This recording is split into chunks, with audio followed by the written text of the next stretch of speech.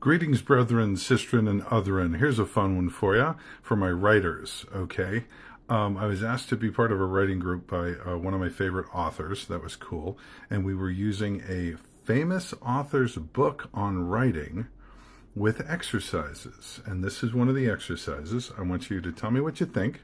Tell me if you know who the author was, and tell me if you know which exercise it is. And if you're interested in more information, that's coming too. All right.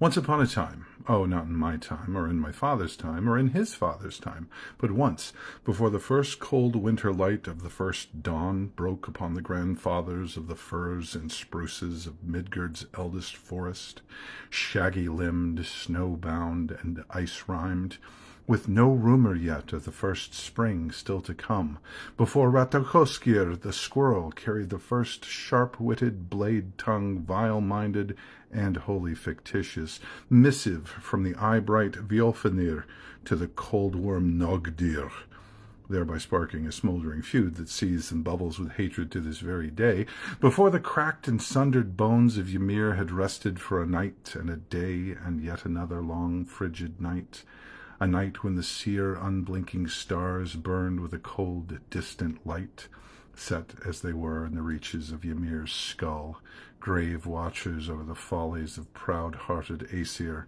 and fair-faced Vanir, of Surtur's ilk, Skirmir's brood, and the rest of the Jotnar, of the Alfar both dark and light, and soon, all too soon, of the miseries and petty squabbles of humanity, before Odin, not yet the Allfather, made his sojourn to the well of the Jotun Mimir, there to drive a hard bargain for the honey-sweet and vinegar-sour wisdom distilled of dark and light and dark again, before the runes were learned and carved and taught.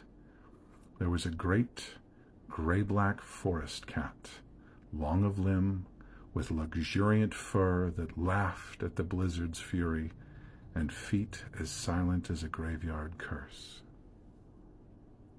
Guess.